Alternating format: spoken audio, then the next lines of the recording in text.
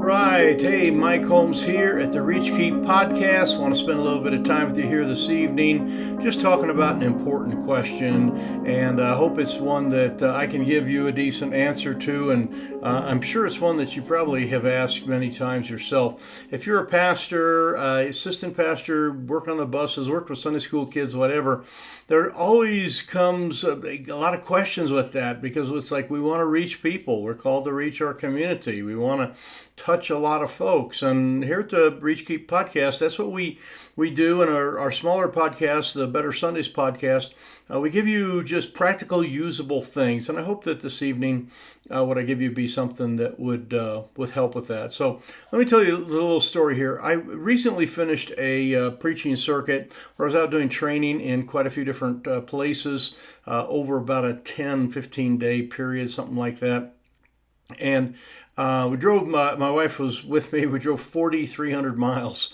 And so it was a lot of stops here, a lot of speaking, and working with a bunch of different people. I was at in Milford, Ohio, at the Loving and Leading Conference, which I highly recommend, and they do it every November. You can look up Loving and Leading Conference, I believe, is what you can Google it as. But some great training for youth workers and people working with children and trying to reach children and build their church by reaching children of the community. And I was speaking there and had several people kind of ask questions about, what can we do like right now to, make things kind of better. I taught on, how to do VBSs and things that were kind of like out in the summer, further down the road. But some of them were like, hey, what can we do right now? And so I gave them some answers. And then after I left there, I was in North Carolina speaking at the Carolina Independent Baptist Fellowship or something like that. And one of the pastors during the Q&A time, he basically asked this question, and I wrote it down here. Let me read it word for word, because here's what he said. He says, "How can I get new young families in my church right away?" And when he asked the right away question, that's just kind of like, got me. And I don't know how about you are, but sometimes when people ask you a question and you try to answer it right away, and then that night or the next day you think about, oh, I should have answered it this way or that way. I'm not sure. But when he said right away, it sort of put the urgency to it, which made my answer was I remember exactly what I said. I do know my first one was kind of a smart alecky kind of question. I said, well, if you give $10 bills away, you'll probably get a lot of them in. But you can't keep them that way. In other words, because you run out of money. So, and I did give them some practical stuff there. I hope it was a blessing. But I have spent some more time thinking about this question because it was posited to me in Cincinnati area there, and then a couple days later, almost word for word, I got it from this pastor, and it makes me realize that there, and I know this, and our church is the same way. We want to reach them now. In other words, we don't want a 10-year plan. We want a 10-day plan. In other words, we want someone here in the next few weeks. And some of that's a level of urgency, which can often be dangerous. And you might resort to, handing out $10 bills. And there's a lot of things that have been done, in the name of handing things out or, gimmicky kind of things. But I want to give you some things that are not as gimmicky to get people in, but just some real practical stuff to bring them in. So that is the purpose of this podcast, and I hope it is helpful for you. I also know that this is the first of many because this topic, when I started driving home, and it's a long drive from North Carolina coast all the way to Wyoming, had a lot of time to think about it. Driving home, had a lot of time, put in some, wrote a bunch of notes, and I came up with pages of different things. I got some notes on my phone, I got some notes on my computer, I got some notes here, notes there. I've started to compile those, and I want to sort of give you sort of a starter on this, but I'm going to follow this up with some more because there's no way we can answer it in a short enough time frame. We try to keep the podcast relatively short. If you listen to the Better Sundays podcast, that's the one where we probably have everything in the 7 to 15 minute range. This podcast, the Reach Keep podcast, is one where we spend time, a little bit more time kind of talking it through, and we've had guests and discussion and things along that line. So I want to spend a little bit of time giving you this, but this will be the first of several, and I don't have it blocked out like one of 8 or 9 or whatever, but I'm going to spend some time dealing with this specifically. So the ideas here in reaching young families, right away, and I certainly understand the urgency. We need to go to the highways and hedges and compel them, to come in. We want to get them here for their sake. Life is short and can go quickly. We had a lady this last week that was at a work day at the church on Saturday morning, and Tuesday night she was hugging the feet of Jesus on the streets of Gold. And just a sudden sickness. It came so quick. Life is short, and that's part of the urgency thing. We want to do that. The urgency is an important aspect that we want to reach out to people, and we want to get them right away. So to try to answer this question, what can I do to reach young families right away? I want to go back to sort of our mantra, and that is reach, keep. We call this place Reach, Keep, and that's the Reach, Keep Academy, all this stuff. We want to make sure that we reach and keep, and these are the sort of the two pieces of it here. Sort of the reach is sort of evangelism, the keep is sort of the discipleship side, and you can kind of see that. Now, progressively, with a person, you have to reach them before you can keep them. There is no doubt about that. But in this idea of reaching and keeping young families, and I'm not speaking in like spiritual sense of evangelism and discipleship, but I'm trying to give you some practical things that you can handle here, more programmatic type thinking, more strategy thinking. We're going to reach them, but we got to reach them to something. We're going to keep them, but why are we going to keep them? It's kind of like, it would be like if you were having a birthday party for your kid and you said, hey, let's have a birthday party for the kid, and you went out and you sent all the invites out to the birthday party, and and it's like somewhere along the line you go, oh, we better have a party planned. We better have, some cake and ice cream and have something that they come to and have the address of the house. In other words, before you invite people out, you kind of got to know where they're going to land. And so I want to talk a little bit about the keep side of things, and then we'll give you some more things that have to do on the reach side of things. But this is sort of some deeper strategy here that I think is essential, at least in our ministry, where we have a lot of young families. We go out and reach them, but we bring them into something that we have strategized, that we know. And you do this too, by the way. You invite people to church, and your building is there. You have a door, and you have a heat on, and air conditioning, or whatever it is, and you have a piano player playing music, so when they come in, they hear it. So the concept of having the keep part of it ahead of time is no stranger to any of us. We all do this all the time. So this is just an important part of this. So when you invite them, I want you to get this sentence down here, and then I want to read this one word for word for you too. You don't invite people to a routine. You invite them to an event. Let me say that again. You don't invite people to a routine. You invite them to an event. So you're not like saying, hey, I want you to come to my church and become a member and be there for the next 50 years, and have the routine and be there 3 times a week. And, that's not what goes through your mind. You go, hey, I want to, we have a Father's Day service coming up, and we're inviting all the young dads to come. And we got some really good training for fathers, and in this day and age, and I know you have a kid, and that you want to be the best dad you can be. And so we're doing, some Father's Day type of stuff, or Mother's Day, or Easter, or whatever. But you're not inviting them to a routine. You and I are well into the routine. So in other words, we've been at the church, multiple services a week for, a huge part of our life. And we find that helpful, and we grow with it. And sometimes we don't want to go. You're like, oh, I'm so tired. But the habit, and forsake not dissembling, we go. And so we believe in routines, okay? We just don't believe other people come to church to see a routine or to grab hold of a routine. A routine is a fruit that they're going to get downstream a little bit. So you don't invite them to a routine, you invite them to an event, okay? So never invite somebody just to a routine. You want to invite them to a solution, okay? So this is the important part of what we call every Sunday solve a problem.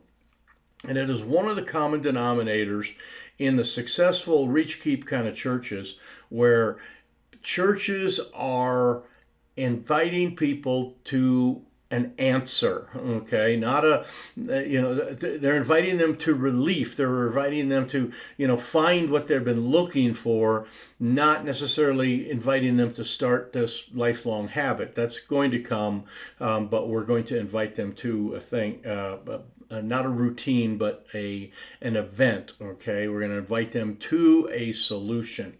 So, what are some of the solutions that you kind of need to have there? You need to kind of think some of this through ahead of time so that you are, as you're going out to reach them, okay, and we're going to talk about the reach part here in a little bit. If you're going out to reach them, how can you bring them in? You got to invite them to a thing that's already there. Now, the thing is probably there. You probably have a building. You probably have a program. You probably have a Saturday kids event or whatever it happens to be. But if you want to reach new young families, you're going to invite them to a thing. So let's talk about what the thing is. The church I happened to be at when I was doing this, and it just struck me like 400 miles after I left his church, where he'd asked me, how can I do this? The name of his church is actually one of the key principles of solutions, and the name of this church was Lighthouse Baptist, okay? A lighthouse helps ships, find their way. I mean, they get an anchor point or whatever that is, the sight point. They know where the harbor is or where the rocks are to stay away from it. But that lighthouse helps them with the wayfinding aspect. And you need to have in your church programs and your kids' programs and your sermons and your music and everything, the idea that you're helping people to find their way. So you are going to invite people, okay, you're going to reach them, okay, you're going to keep them to a place where they find their way, where they see the light and they know where they're going and they can navigate life. So that is one of those aspects that's just really, really important, is that somewhere in there you have this level of we're going to help you navigate life. Now, this would be in your promotional materials. This would be in your, your banners, even the name of your church, Lighthouse Baptist. That's a great one. That can kind of get weary though, not weary, but I mean kind of used after a while. But remember that you're here, okay, to bring people in. Okay, that's like Anchor Baptist. I've had some churches I worked with called Anchor, and I love that name as well. Okay, and that's a little bit different. That's a stability type of thing, and that's another one of the things that we can offer. But the idea of wayfinding. The other one here, or I'll give you a couple more to think on here. Another one is the idea of kind of like the hospital aspect. In other words, we're here to whatever ails you, we've got the answer. Jesus is the answer, okay? And so we're going to help with your family, we're going to help with your loneliness, help with your depression, help with your lostness, your sin problem, that you need forgiveness, your guilt, your despair, all of these things. But you're more like you're the doctor and you're providing an answer here. And again, this is the solution. All points back to the every Sunday solve a problem. But you're inviting them to a solution of health. And we're going to fix that problem. We're going to do something. We're going to teach you about stepkids. We're going to talk about financial stuff and help you with that. We're going to help you, with forgiveness. We're going to help you with grief. Those type of things. And the Bible has that, and it's filled with that. So you can preach that every day. But when you're teaching that, and when your Sunday school teachers are teaching that they are helping people to be delivered from their problem.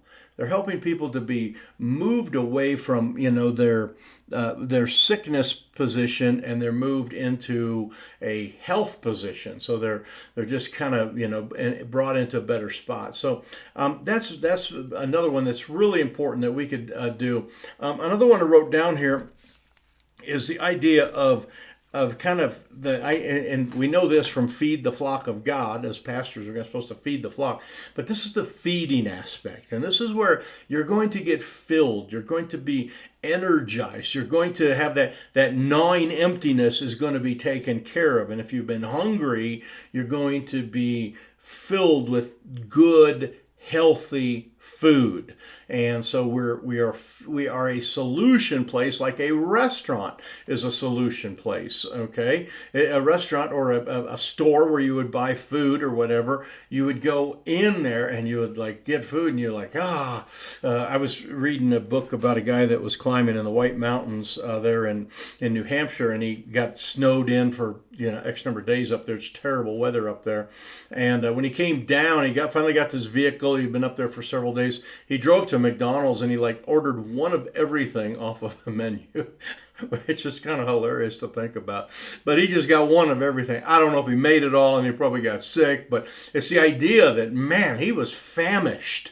And there are people out there that are famished, okay? They've been fed by pop culture. They've been fed by, floozy type churches that are just giving them, the sugar-coated stuff. They've been fed, just educational stuff in their typical education. But none of that has the satisfaction of a good protein type of meal that you and I would get from eating a good, well-balanced meal.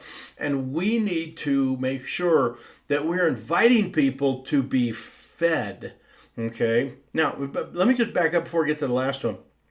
Don't try to do all of these at once. In other words, you're going to find your way and get fed and get to the hospital. You're not going to get all that at one time. These are programmatic things. So in like the next month or so, you're going to be talking about really helping parents with parenting, and so that's your focus. Now you're going to preach out of whatever text it is. You're going to give the gospel. You can do your expository preaching and give them a thing, but the theme of it is going to be, for this month or 6 weeks, that you are a hospital and you're solving problems, and what's broken you are fixing, that type of thing. So that is the concept that we get there. So you do one of these and then you shift gears and you do one. And in the church lingo here, it says you kind of do things for about 6 to 7, 8 weeks, and then you can kind of take a break and then shift a little bit and maybe have missions or do a couple other things that churches normally do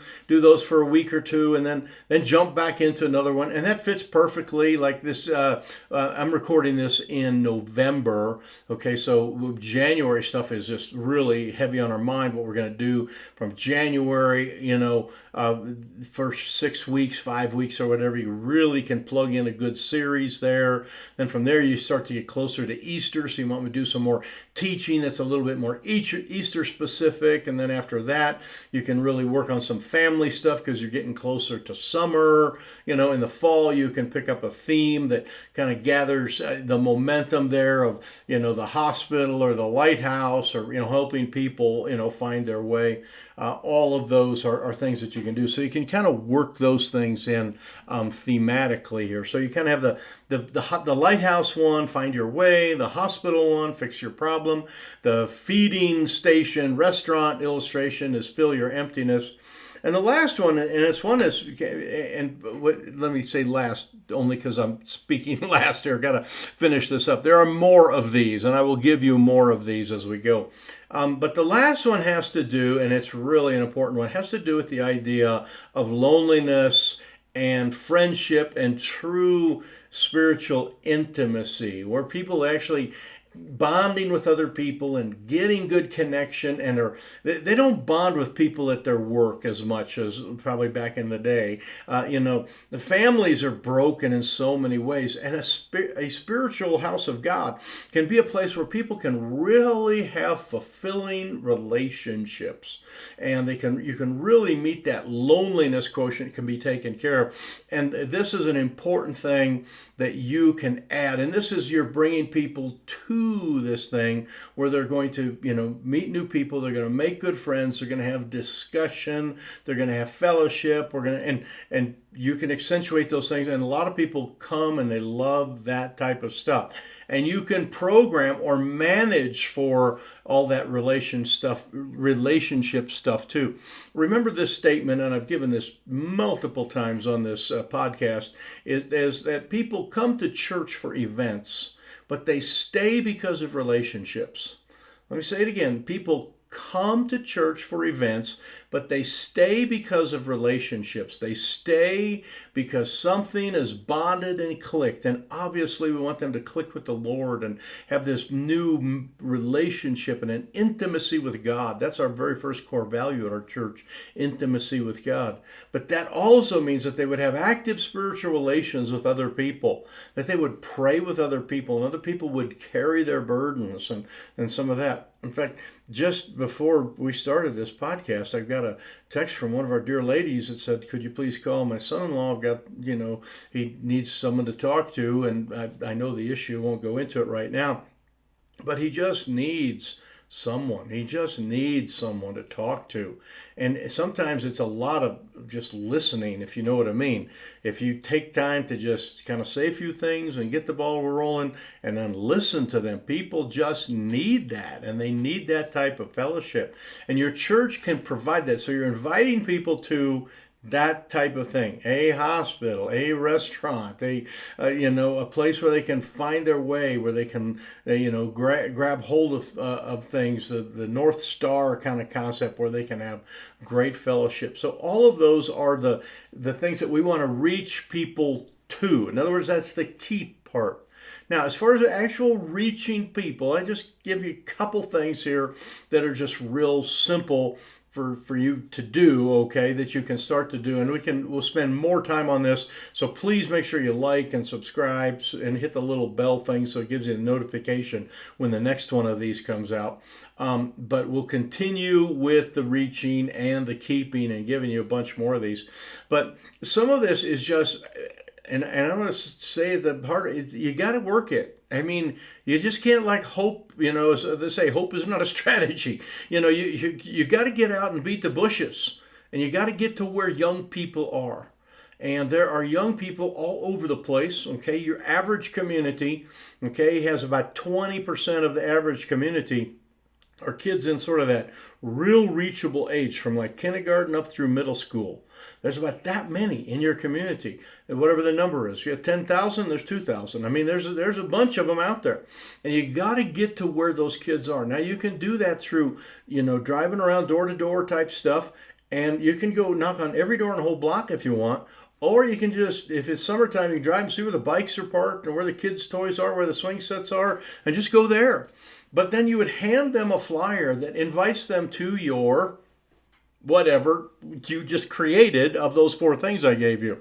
Okay, so you've got a vacation Bible school, which is going to be a fun time for kids, and you're going to have training for the parents, so they're going to get some solutions. They're going to learn to fix their broken family. I mean, but you have to think those things through. So you're going to invite them to something. You can go to the ball games, and you can do this. And tremendous areas of online and digital outreach, and we won't get into all the details of how that works right now, but with online stuff, you can capture and reach people where they are, because they've got, I got mine right here. There it is. There's my phone. They got their thing right there. And you want to be able to connect with them. There's ways, and we'll teach you more of this too in our academy or through our coaching, how to get their numbers, how to connect with them every week. We had a lady came last week. She had not been to church since her girl was about this big, okay, very small, and she'd been married and through a couple different things, and a lot of life change, and she came back to our church, so she hadn't been here 10 years or more, okay? She was basically a first-time visitor, and she's I said, whoa, is that you? Good to see you.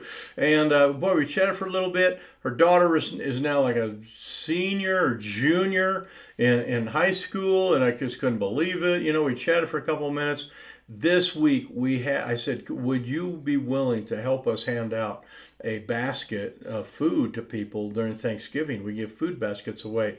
And she said, absolutely. So she came the day before Thanksgiving, her and her daughter got a food basket and a frozen turkey, and we sent them off to a single lady's house who had just been through all sorts of troubles, and they went over to visit and drop that off. But we had this plan that new people would be able to get involved in service. So we had the key part, and this is the fulfillment where I'm selfish. I don't do enough stuff for the community. I don't help other people. My life is broken in this way, and we are the fixers for that. We provide a way for people to reach out to other people through our food ministry. Whole nother topic, but you get the idea. In other words, you're going to invite them. You're going to go out and say, hey, can you come and help us do this? Those are the things that you and I need to figure out how to do. We've got to figure out how to reach them, but we got to reach them towards something. So get out where the kids are. Facebook, all those kind of things. There's all sorts of things you can do. Go to the ball fields, go to the places where they are, and hustle a little bit, and have some literature with you, and have some stuff, and then invite them to the service. Invite them to your church. That's going to be the solution. And for goodness sake, have the name and the title of your sermon done and ready so you can tell people. I saw a guy today at the lumberyard, and I said, hey, Joe, I'd love to have you come to church. I'm preaching about, you've probably heard all this Christmas stuff coming up here. You got the holidays and busyness and all that. We're going to talk about the reason for the season. And I'm going to tell you why Jesus came in the first place and who Jesus really is. So I want you to come and learn that. And your kids would enjoy knowing why we do all this Christmas stuff. So had the sermon pretty much laid out. Was able to invite him to that. So I want to share these things with you. Like I say, I've got lots more things. So again, subscribe and stick with me here, and come back and we'll watch the rest of these. But thanks so much for taking a few moments here, and I hope you took some notes here. We have more help, and if you need specific help, we do coaching. We got coaching coming up, a new session of season, I should call it, of coaching. And if you go to our website, reachkeep.com, so there's the reach and the keep and the .com. Go to reachkeep.com. Right at the top, there's a green bar there, and it talks about how to connect with us and get a free coaching call. Basically, you click on that, you'll pick a time, and you and I will be on a phone together. And I want to talk with you and help you specifically with your stuff and do everything I can to help you. I love the local church, and I love you guys that are out there pastoring. I'm so excited about it. So anyway, this is Mike Holmes. I'm the senior pastor here at Sinclair Baptist Church. I'm the interim pastor, actually, the senior interim pastor. Right now, we've got some new person on the way we're working on. But I've been the senior pastor, planted the church years ago, and then came back to kind of fill back in for a while. But I love the local church. I love church planting. I love helping guys like you. So if I can help you in any way, go to the website, hit the green bar, and we'll take it from there. So God bless. Thanks for joining us here at the Reach Keep podcast here, and that is found at reachkeep.com.